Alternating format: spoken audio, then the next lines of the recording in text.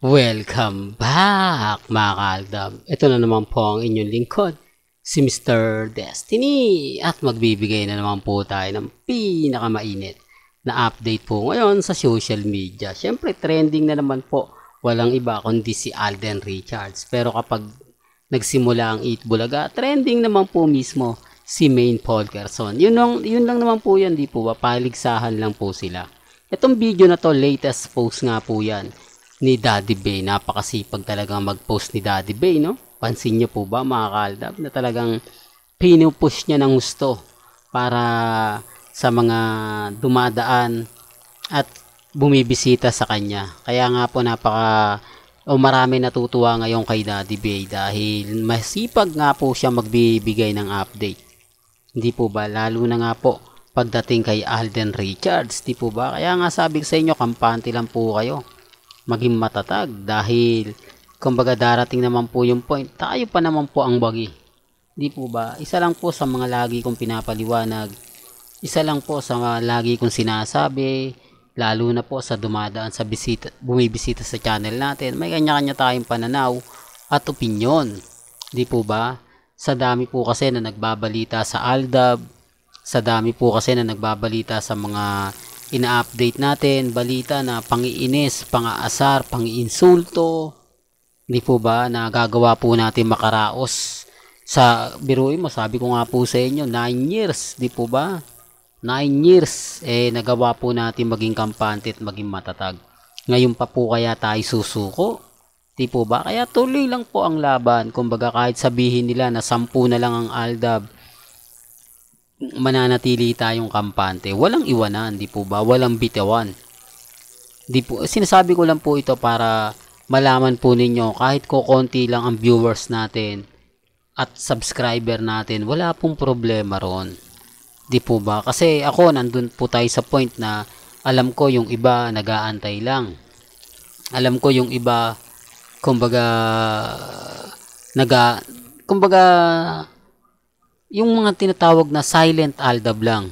Di po ba? Nananahimik lang po sila pero naandyan lang. Pag dumating yung point na magsasalita na po o umami na nga po sila Maine Polkerson at Richard Polkerson, dun lang po yung maglalabasan. Di po ba?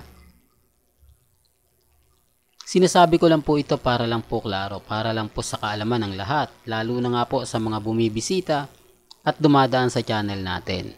Ganun naman po kaganda, di po ba? Kaya nga po kita nyo, kampante tayo. Matatag po tayo. Kahit anong sabihin ng iba na wala ng Aldab pero patuloy pa rin po ako nagbibigay. Ganun naman po kasimple, di po ba? Sabi ko nga, sa dami ng mga nagsasabing fake news tayo, sa dami ng mga nagsasabing wala ng Aldab, tapos na yung Aldab, kita nyo naman po, di po ba nananatili pa rin tayong kampante. Nananatili pa rin po tayong matatag sa kabila po ng mga pangiinsulto na binabato po nila sa akin. At least hindi ako nagbabago. Kaya nga sabi ko sa mga mamis, sa mga titas na nakakaranas ng hindi maganda, nakakaranas ng hindi kaaya-aya, tignan nyo na lang po si Mr. Destiny. Mas matindi po yung mga masasakit na salita na binabato nila sa akin. Mas matitindi at maanghang po yung mga sinasabi nila po para sa akin. Pero nakikita nyo naman po ako, di po ba? Hindi ako nagpapa-apekto. Bagkus nag-i-storytelling nga po ako, di po ba? O ang ibig sabihin lang ng storytelling natin, talagang lalo natin silang iniinis. Lalo natin silang pinagmumukhang mahina. Kasi hindi tayo napapatinag Yan ang isa sa rason at dahilan na ginagawa nila. Bakit daw po ang Aldab hindi pa rin nagbabago? Bakit daw yung Aldab nagmimistulang matatag pa rin at kampante sa kabila ng pasakit na binabato nga po daw nila Alden Richards at ni Maine Mendoza, pero nagagawa po nilang maging kampante? Kaya nga po ako hindi ako nagpapa-apekto.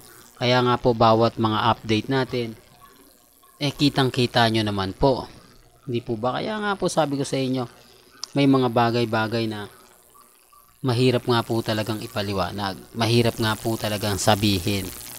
Lalo na po pag ang pinag-uusapan natin, sila Maine Polkerson at Richard Polkerson. Ang dami po kasi mga senaryo, Di po ba? Na keso ganito, keso ganon. Kaya nga po kampante lang tayo eh. Kaya nga po matatag pa rin po tayo. Kahit sa kabila po ng lahat ng mga pangiinsulto na gagawa natin maging matatag. Kaya ganyan din po kayo. Di po ba? Kaya nga marami naman pong kumakampi sa atin. Tignan na lang po natin ang papasok na 2024. Sabi nila marami daw tayong mga pagdadaanan. Sabi nila marami daw po tayong kumbaga malulungkot at hindi kaaya-ayang mababalitaan.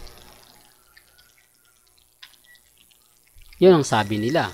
Pero kumbaga gaya nga po ng sinasabi ko, pinapaliwanag ko, yan may ano naman, di po ba? May consequence naman yan. Hindi po lahat po pwedeng sabihin nila na ganito, po pwedeng sabihin nilang ganon, di po ba? Tignan na lang po natin. Sa ngayon, wala naman po tayong sasabihin na tatanggapin nila. Lahat po ng sabihin natin, ang unang-unang sasabihin nila, nako, Mr. Delulo, Mr. Kulto, Mr. Paasa, Mr. Throwback, di po ba? Kaya nga po storytelling na yung tinatitle ko para wala na po silang masabi. Para wala na po silang kumbaga ibato pa. Di po ba? Ang importante lang naman po kung ano yung latest, kung ano yung trending, doon lang po tayo. Di po ba?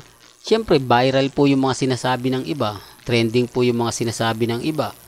May pagpipiestahan po talaga. Sabi ko nga po sa inyo gaya ng cut din, di po ba? Yung issue na yan walang katapusan. Hanggat napapakinabangan po yan ng GMA, hanggat napapakinabangan po yan ng ABS-CBN, patuloy po yan at hindi po yan mawawala. Para lang alam po ninyo. Para lang po klaro. Kasi kahit sabihin na natin na yung issue na yan tapos na, sa kanila hindi pa eh. Sa kanila nagsisimula pa lang. Kahit sabihin na natin, ako, ang tagal-tagal na yan, ginagamit lang si Alden. Di po ba? Si Alden kasi yung tipo ng artista na hindi po talaga nagpapagamit. Kita nyo po ba yung sinabi ni Tony Gonzaga, yung babanggitin niya yung Katnel, hindi niya binanggit. Doon pa lang may mali na, di po ba? Kung napanood nyo yung video. Well, hanggang dito na lang po yung updates natin, mga kaalda ba? Kaya kung gusto nyo pa po ng pinaka-latest at sariwang update, abay tumutok lang po kayo dito po sa channel ni Mr. Destiny para updated po kayo sa mga latest at sa mga bagong video po na ilalabas po natin maya-maya lang. Kaya kung bago ka lang sa channel na to at isa kang true-blooded Aldab Nation na nagmamahal po kila Mengay at Tisoy, tama po ang channel na pinuntahan mo, kaya consider na po kitang bagong subscriber. At huwag mong kalimutang i-share ang mga video po natin sa mga mami, sa mga titas, at sa mga senyor. Hanggang sa muli, salamat po sa panonood at pakikinig.